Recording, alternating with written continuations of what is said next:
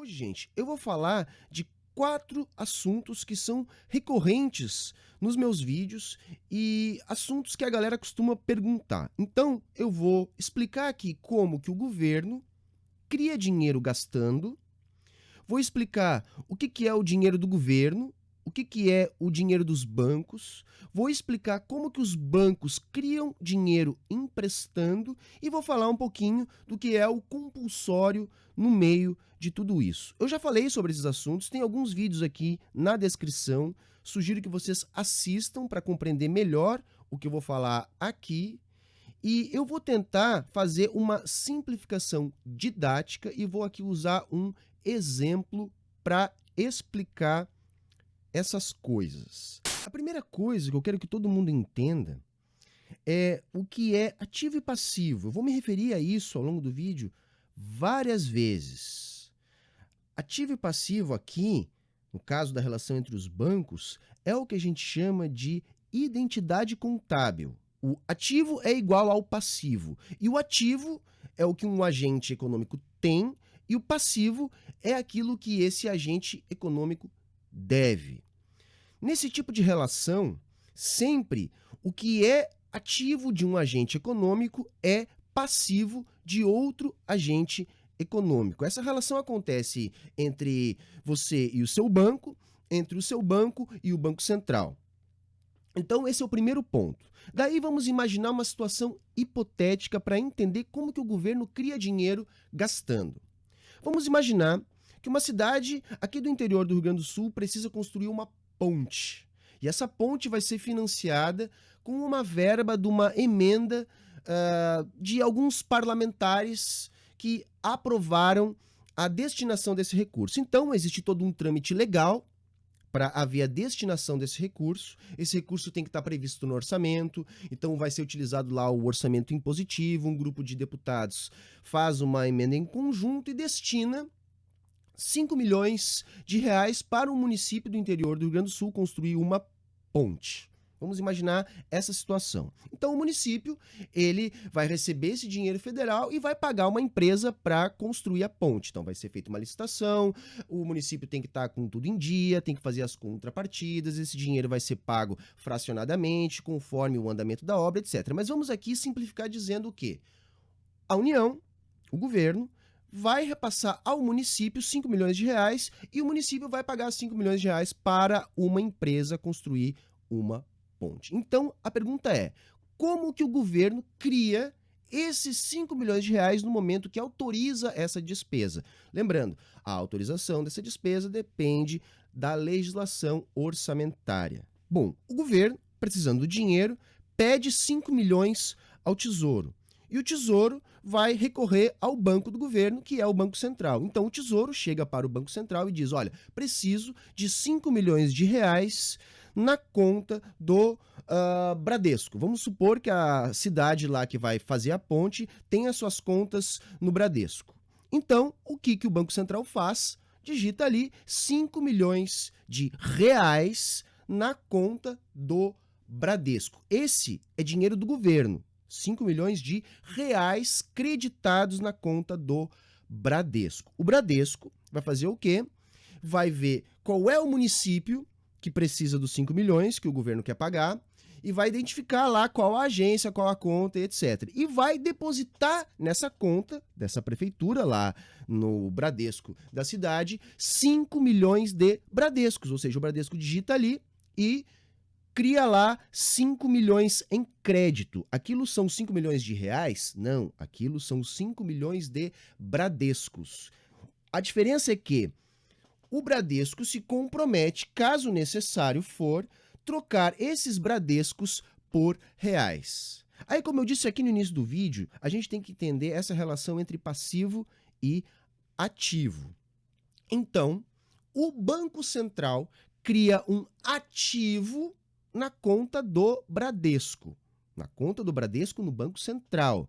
Esse ativo do Bradesco, ele é o quê? É o passivo do Banco Central. Portanto, o dinheiro do governo, os reais, são o passivo do Banco Central. O Banco Central criou um passivo, criou uma dívida que é agora ativo do Bradesco. O Bradesco, de posse desse ativo, criou um passivo, que é o crédito na conta do município lá que vai pagar a ponte. Para o município, esse passivo do Bradesco é o seu ativo. E esse município tem um passivo, que é a dívida com a empresa que vai construir a ponte. Nesse ponto, você deve estar se perguntando, de onde veio o ativo que permitiu ao Banco Central criar esse passivo na conta lá do Bradesco, para que o Bradesco pudesse creditar na conta do município que vai pagar a ponte. Aí que entra o outro lado da história. Tudo que é recolhido em impostos fica com o Tesouro Nacional. Então, a Receita administra a cobrança dos impostos no país e o Tesouro fica com esse valor. Tudo que falta nesse valor aí, o Tesouro precisa emitir títulos para cobrir. Então, ele cria dívida e essa dívida passa a compor o ativo do Banco Central naquilo que o Banco Central precisou emitir de dívida para pagar a despesa do Tesouro. O ativo do Banco Central não pode ser composto por reais. No Banco Central, os reais são sempre passivo. Então, o ativo do Banco Central é composto por títulos públicos, dólares e redescontos. Quando o Tesouro emite dívida, ele emite para os dealers, que são os bancos credenciados para ter preferência para comprar a dívida pública, ou ele pode vender no Tesouro Direto. Quando ele vende no Tesouro Direto, ele não precisa que o Banco Central crie passivo. E quando ele troca com os dealers trocam esses títulos públicos por outros ativos que acabam compondo o ativo do Banco Central, que são dívidas dos bancos e que também são os títulos públicos que os bancos repassam ao Banco Central. Pronto, foi criado 5 milhões de reais na conta do Bradesco, junto ao Banco Central, e o Bradesco criou 5 milhões de Bradescos na conta do município lá que vai pagar a ponte. Qual a diferença entre os Bradescos e os reais? Na prática, os reais só vão ser utilizados nas relações entre os bancos e entre o banco, Bradesco, e o Banco Central. No dia a dia, o papel moeda, que também é composto por reais, corresponde a uma ínfima parte do dinheiro transacionado. O banco, ao criar Bradescos na conta do município, está assumindo o risco de ter que trocar esses Bradescos por reais, caso necessário. Só que os bancos sabem que menos de 5% ou em torno de 5% do dinheiro que acontece na economia é dinheiro em papel. Não só do dinheiro em papel, também existem as transações entre os bancos, mas aí existe o mercado de reservas bancárias. Isso é papo para um outro vídeo. Mas entendam que nesse mercado as coisas também se equalizam no final do dia quando os balanços são realizados. E os bancos primeiro criam os Bradescos, os Itaús e depois fazem os seus balanços. Então aí vem um outro ponto. Quando que os bancos criam dinheiro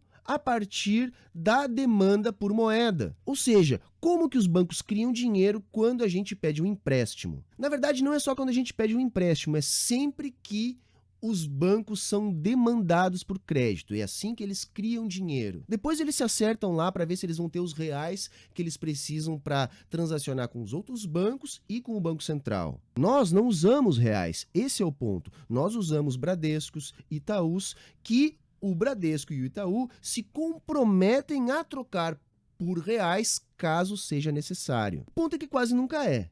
Mas vamos lá, quando eu vou ao banco e peço um empréstimo, o Bradesco me dá um crédito, então ele acredita, né, caso a minha conta seja no Bradesco, então ele acredita lá, sei lá, 10 mil Bradescos na minha conta.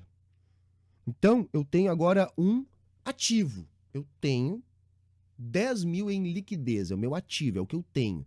E ao mesmo tempo, eu tenho o que também? Uma dívida no valor de 10 mil reais com o Bradesco. O Bradesco emitiu um passivo, esses 10 mil Bradescos na minha conta, e para emitir esse passivo, ele tem que ter um ativo de igual valor, que é a minha dívida de 10 mil reais com eles. Então não há limite nenhum, não há, como a maior parte das pessoas pensa, um cofre do governo onde o governo precisa tirar o dinheiro desse cofre. E nem um cofre nos bancos onde os bancos precisam tirar dinheiro desse cofre. A arrecadação do Tesouro, ela não coincide com a demanda do Tesouro por moeda. Isso tudo é visto depois. Quando o Tesouro tem reais para demandar ao Banco Central alguma despesa, então ele paga o Banco Central direto com reais. Só que se os reais são a dívida do Banco Central, quando esses reais retornam ao Banco Central, o que acontece? Acontece uma eliminação dessa dívida, ou seja, esses reais desaparecem. A dívida pública é o passivo do Tesouro, enquanto que o ativo do Tesouro são os reais que eles conseguem a partir desse passivo junto ao Banco Central. Os bancos só não emitem descontroladamente porque existe o compulsório, que é o último dos assuntos que eu quero tratar aqui. O que é o compulsório? É que, diante de tudo que o banco emite, ele precisa ter, sei lá, 20%. Existe uma tabela de recolhimento compulsório no Brasil, mas vamos pegar aqui a média que é, se não me engano, 20%. Então, de tudo que ele emite, 20% ele tem que segurar dos seus depósitos, dos seus ativos. Porque senão eles vão simplesmente criar dinheiro de maneira ilimitada. Então, haveria mais risco. Então, o governo exige que os bancos tenham uma parte congelada desses depósitos para garantir a conversibilidade dos Bradescos, dos Itaús por reais e assim manter o sistema de pagamentos. Então, o recolhimento de parcela dos depósitos junto ao Banco Central dita o padrão de comportamento das instituições bancárias e define a demanda por moeda, ou seja, por reservas bancárias, por reais. Definida esta demanda, resta ao Banco Central gerenciar as operações diárias que aumentam ou diminuem a liquidez, ou seja, a oferta de moeda para colocar a Selic na meta que ele mesmo estabeleceu, que é a taxa de juros do governo. Mas isso é outra história. E o que eu quero dizer então? Na prática, o governo não controla a expansão do volume de meios de pagamento na economia. Ele tenta controlar o preço do dinheiro, que é a taxa de juros, que é a meta Selic. Tá ok? Era isso hoje. Eu sei que é um tema que parece ser complexo, mas eu estou aqui disposto a desvelar isso junto com vocês. Se vocês gostaram do vídeo, por favor, deixe seu like, se inscrevam aqui no canal, cliquem no sininho para receber as nossas notificações e lembre-se, todo o conteúdo do Sai da Matrix é um oferecimento dos nossos apoiadores. Seja um apoiador também e ajude a manter o canal. Aqui na descrição está o link do nosso Apoia-se, que é uma maneira prática de colaborar, e também está o link do nosso site, com outras formas para fazer isso também. Valeu, moçada! Era isso hoje e até a próxima!